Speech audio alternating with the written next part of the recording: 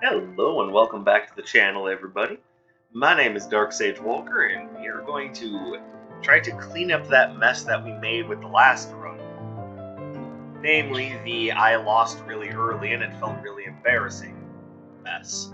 But first, alright, looks like we're doing the jazz soundtrack. Now, there's a reason why the album itself is called Prescription for Sleep. I'm not trying to be funny, that is actually what it's called.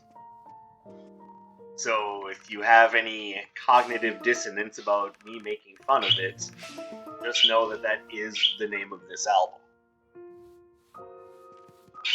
Alright, so today we're going to continue the trend by using Bouncing Blaze, which I had asked you guys about on my YouTube post, and you're like, try out Bouncing Blaze. Now, I still have my questions about whether or not friggin' Fiery Yo-Yo would be any good, but I think I'm going to just worry about doing this.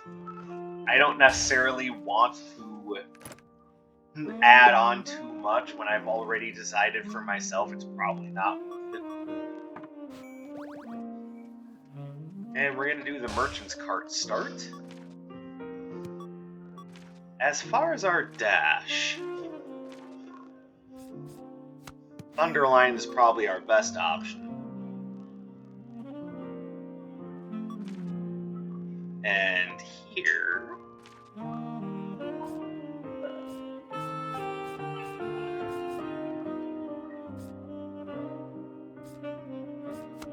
there we go.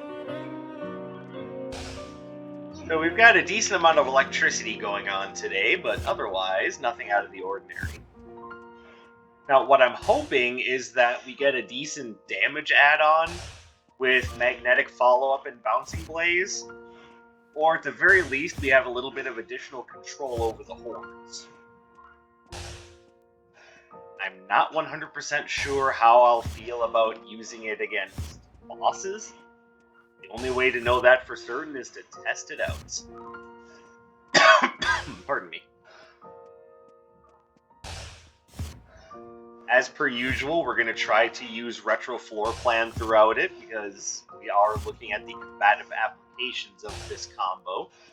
And since Retro Floor Plan turns everything into a fight, that's kind of what we're going for. Alright, let's just go ahead and go and see what happens. Alright, we get the twins at the very end here.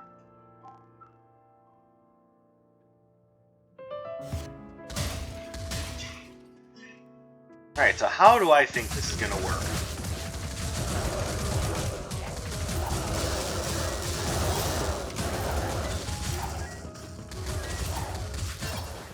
Well, I would say immediately that I'm not the biggest fan of how well it does crowd control. At the same time, though, we are looking at extreme crowds.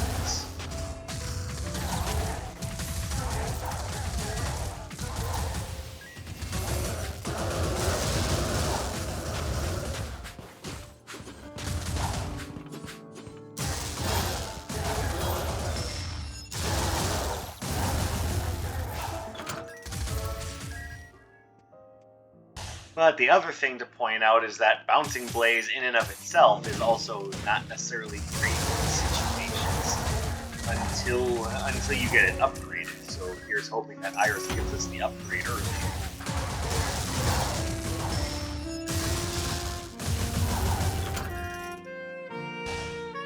So yes, we kind of put ourselves at a bit of a disadvantage here.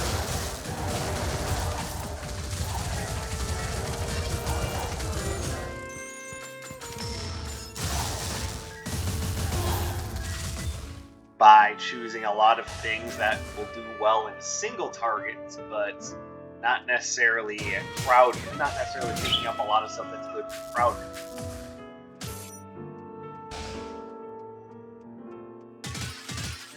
So we are hoping that Iris is going to help us out here.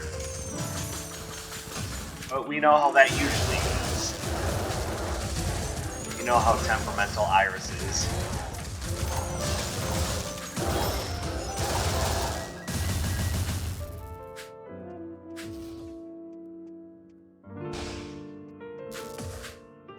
Hopefully you guys are having a fantastic day. I just got done with my therapist appointment not too long ago, so feeling like I've got my head on straight at the moment. No, that isn't going to guarantee a win here, but it means that right now I'm thinking pretty positive.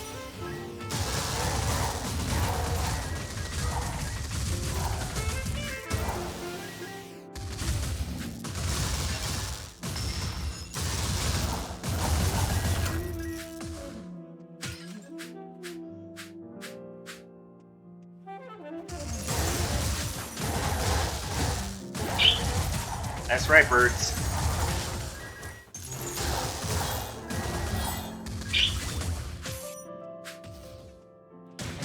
And we've got Nocturne, so hopefully we see the magnetic follow-up upgrade, and we can use that.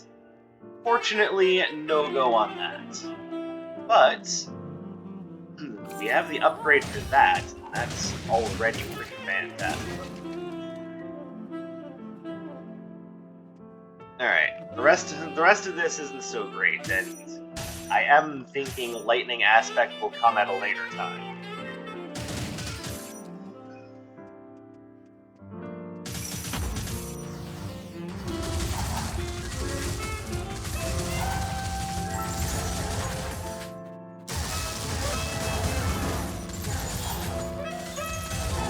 Alright, now that Bouncing Blaze has the piercing effect, we should be much better off.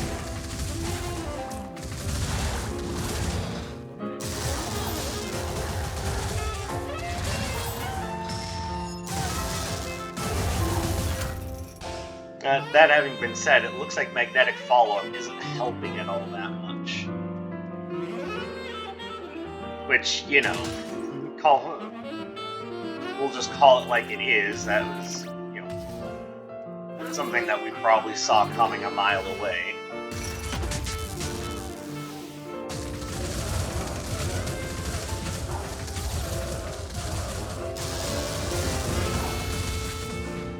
Because, as I had mentioned before, it seems like magnetic follow-up works really well with combos that have an abnormal number of activations. So 3 probably isn't going to cut it.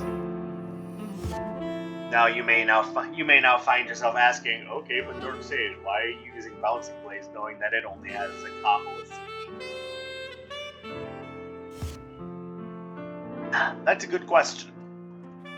And my reasoning for that is because you're adding on range damage to a ranged attack, what it would add on would be more along the lines of extra damage and resistance. Which, yeah, bold statement coming as it is from a basic that I already find to be very consistent and usable.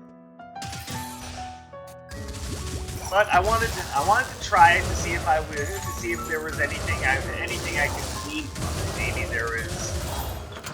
Maybe there is a hidden effectiveness that I didn't know about.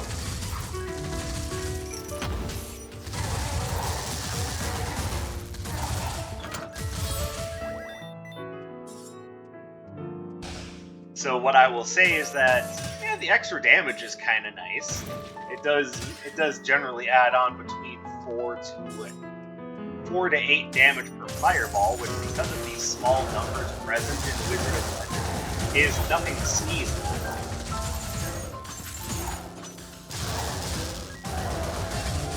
But it also seems like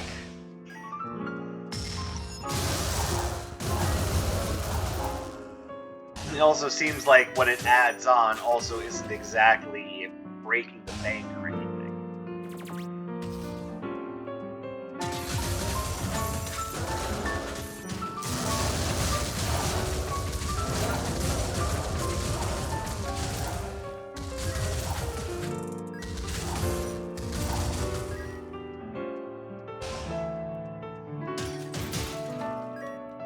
Okay, so I'm seeing a lot of relics here that I want. I want this, I want this. I'll probably grab that Curse Eater's mask too.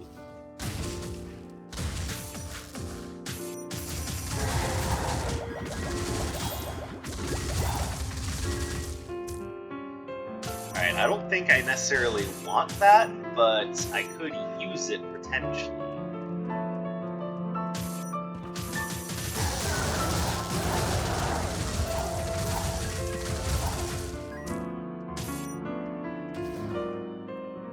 But we probably won't need to. So, here's how I think we do this. Let's go back and give Dr. Song magnetic follow-up. Well, that was sad. Now, let's go ahead and grab the upgraded magnetic follow-up as well as Tidal Blast. Yes, I know Tidal Blast won't be great against the twins, but it is a nice, powerful mid-range attack that certainly don't scoff at.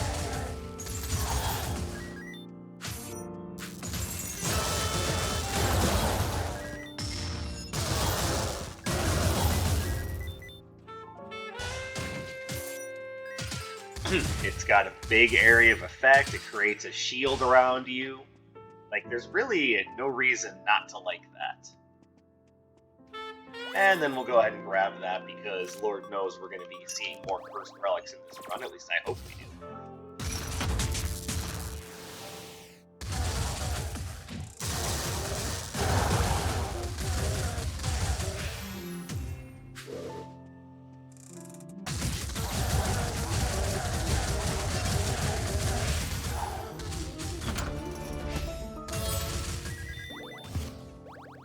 Alright, so admittedly the damage it adds on isn't bad, although it's hard to notice right off the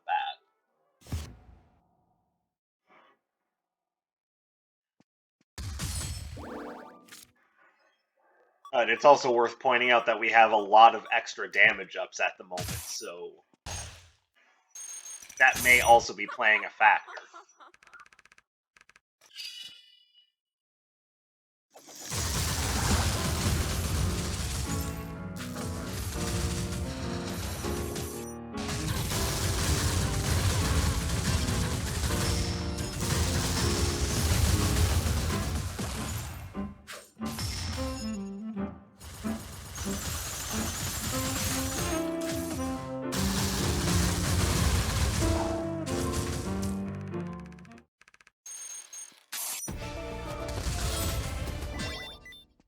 Probably better not. Yeah, at this point, what would be good is to find some sort of decent Earth-based arcana. There are plenty that I would consider taking with this build. And granted, we have magnetic follow-up. I mean, that's not necessarily what we're looking for. For one, we already have that. Well, we have a chance at.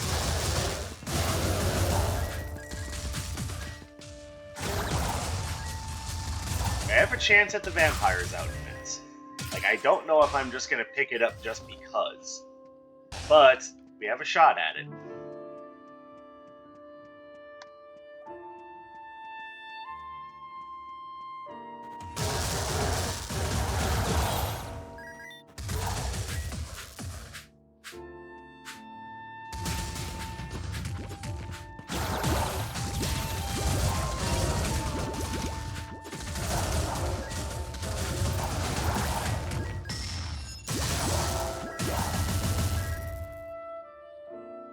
Alright, well, I see over there what I would want should the proper thing show up. No telling whether or not it will.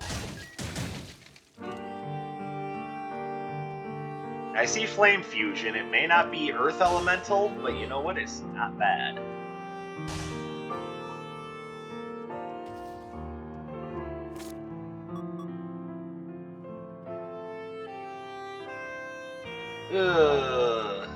So, you know.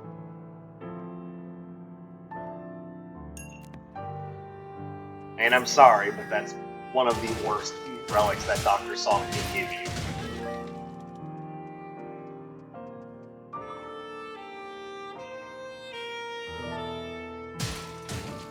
And I'm thinking about the battery right now because that will boost the damage of my signature.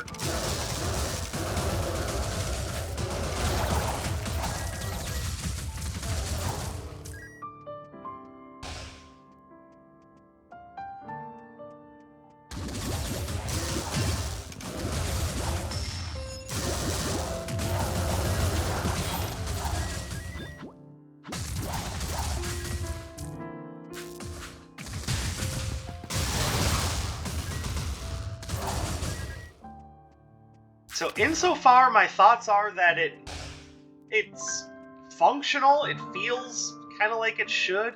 Maybe you guys are getting something different out of this. I'm getting that it feels very average. I mean, that's not... Fortunately, average isn't bad. We've seen bad.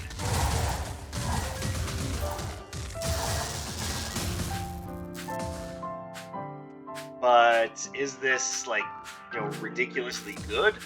Also, no, not really. You know what? Just because I have the Curse Eater's Mask, let's grab it and see what happens.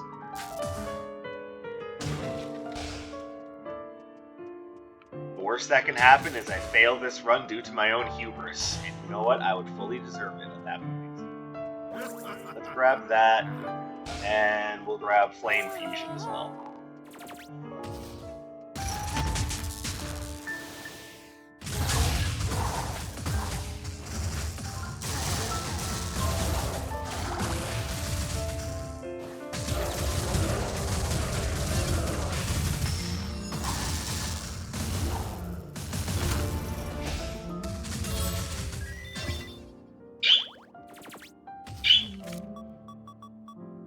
You hear those happy birds?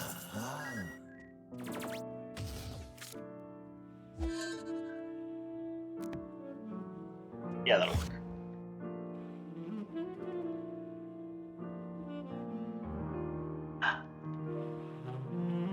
For those of you keeping track at home, yes, it is Sierra Miss Zero Sugar.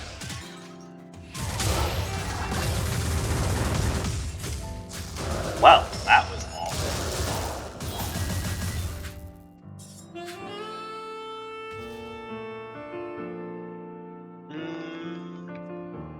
So there's the possibility that I'll want to take the Stanza of Flames, but it's really not necessary. Armor of Greed might be our better choice.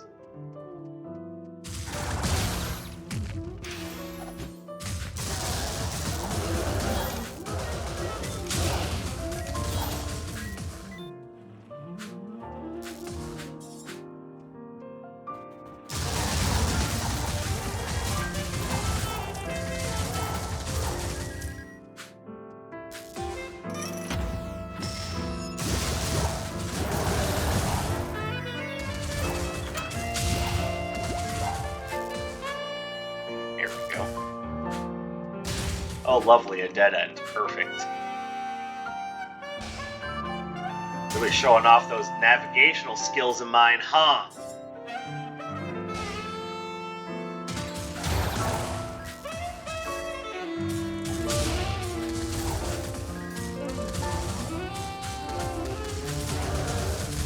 And get out of here with that Molotov cocktail bullshit.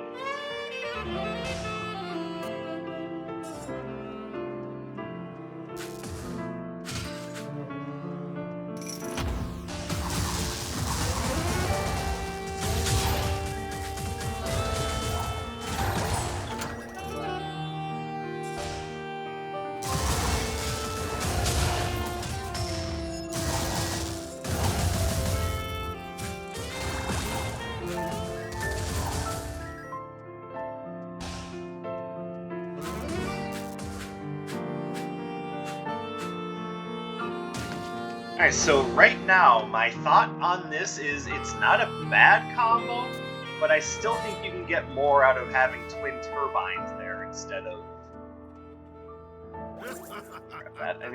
of magnetic follow-up.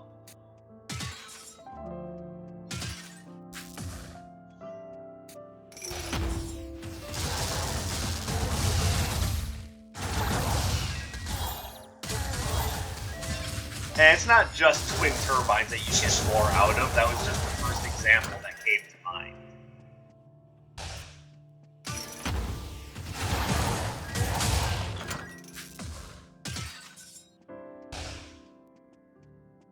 But yeah, if we take the build that I currently have into account, there's a lot that you could get out of just running something like Bouncing Bubble or Water Prison is a good example since I'm staring at it.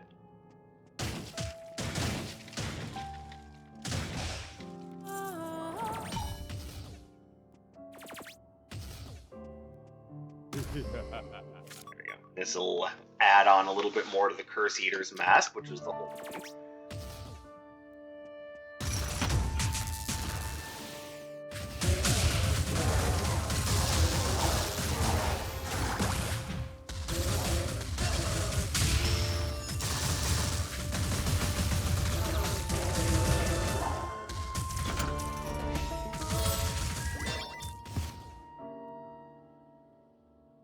I think that's about all I really care about here.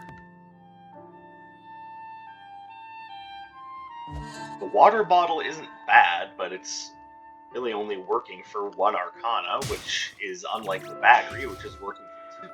And Underline is probably doing more damage than it's outwardly seeming.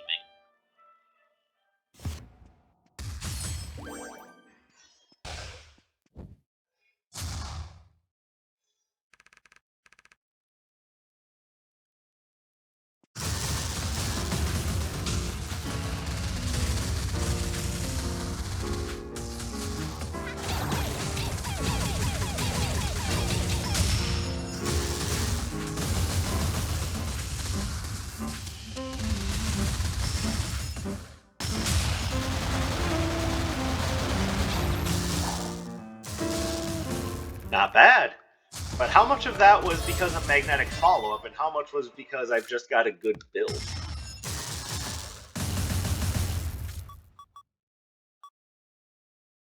Like, I really don't think that magnetic follow-up was what added on the damage necessary to speedrun her. I think what we had going on there is that I just have a build full of really relevant damage ups.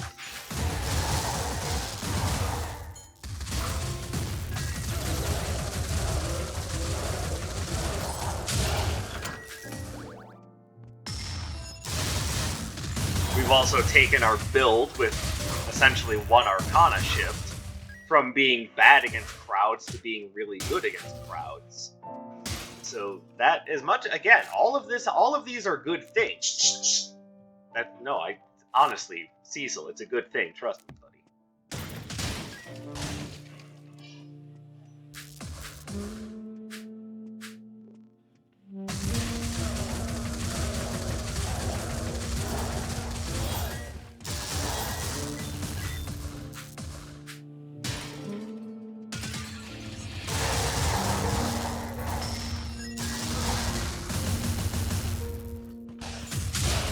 Oh, that was not good.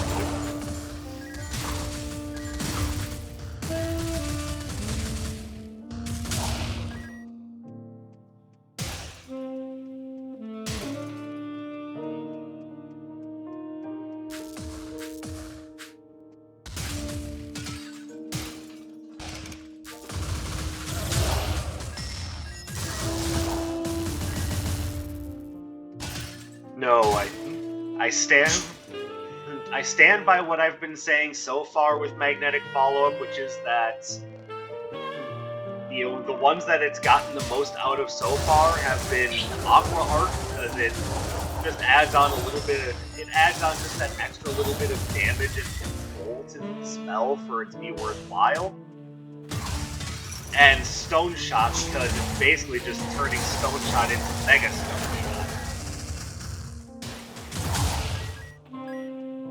Or I guess you could say it's going from Rock Slide to Stone Edge. You know, for the Pokemon players out there.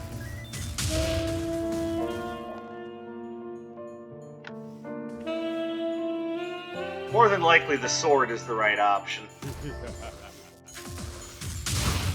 Because we're now at the point where we're not spending a ton of money on things. So, using the money to essentially fuel the golden saber and the golden armor just seems like a good idea. Then the next thing we can do is try to find a more consistent damage up to replace the Sinister Ledger, which at the moment is doing absolutely crap dick.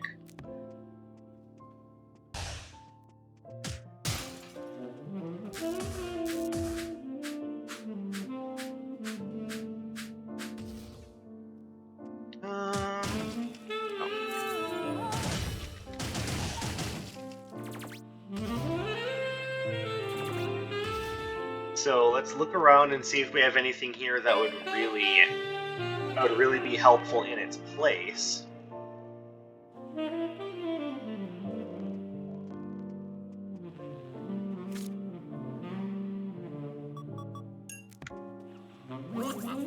And that would be Limo's leaf.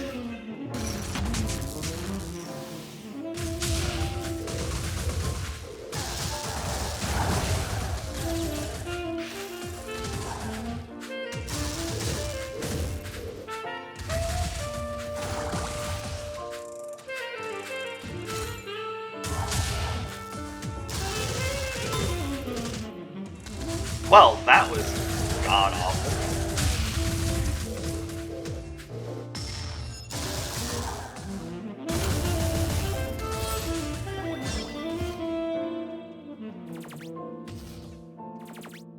Alright, you're probably gonna laugh at me, but I'm just gonna take a risk and go for it.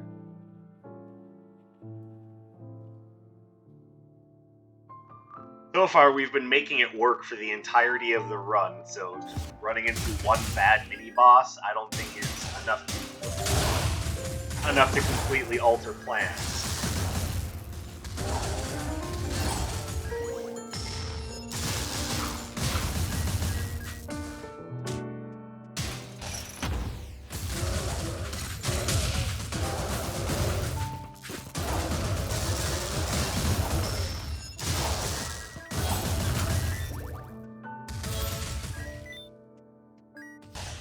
Alright.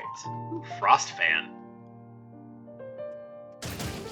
But right now I'm putting that strictly in the maybe category because, frankly, the run we have right now is doing just fine. We don't necessarily need the frozen status effect to keep ourselves alive.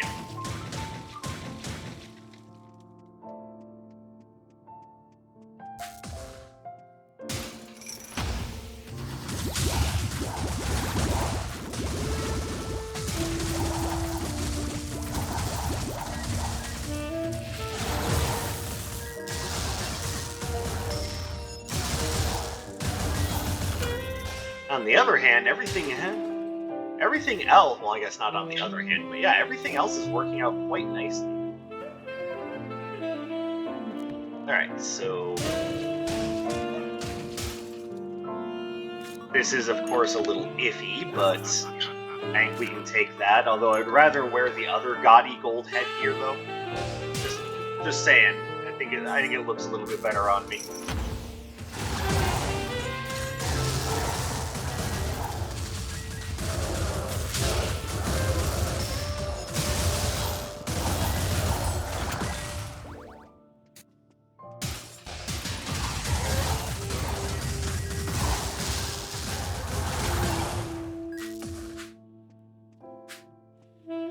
God damn it.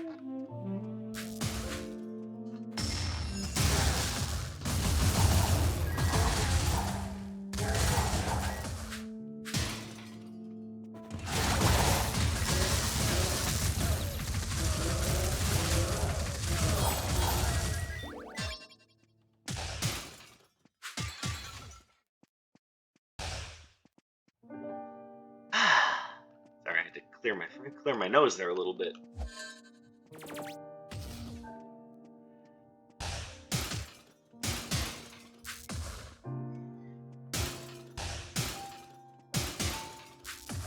Important to make sure that you can actually breathe when you're doing things. Because, I mean, the alternate to that is just, asphyxiation. No one wants that. Insert David Carradine joke here.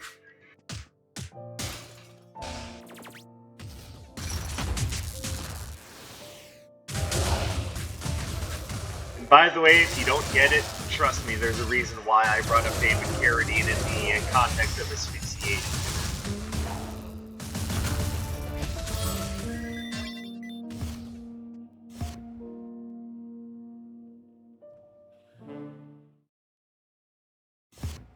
Because right now I'm imagining there are two distinct camps with that joke. People who are going, oh man, are you serious? You went there? And other people who are going, I don't know what the hell he's talking about.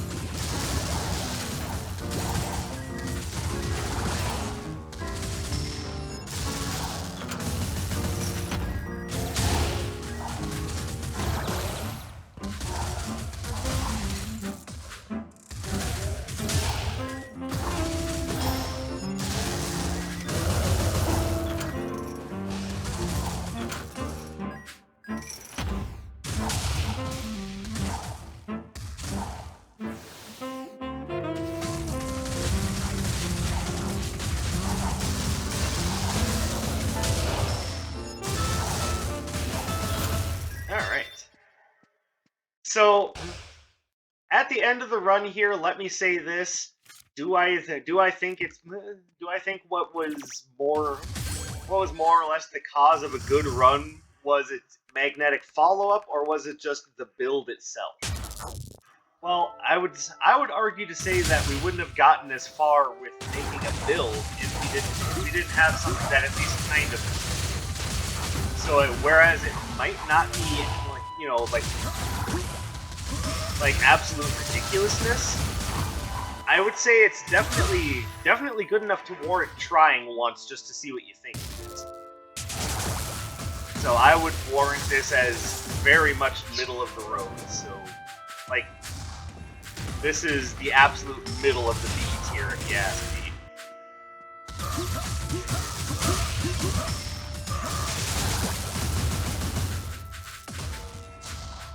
But do I think that you could do better with a different arcana? Absolutely.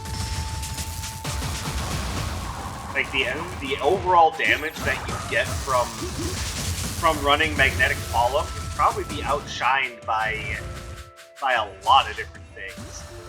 Like, I already expressed a couple of really good examples, but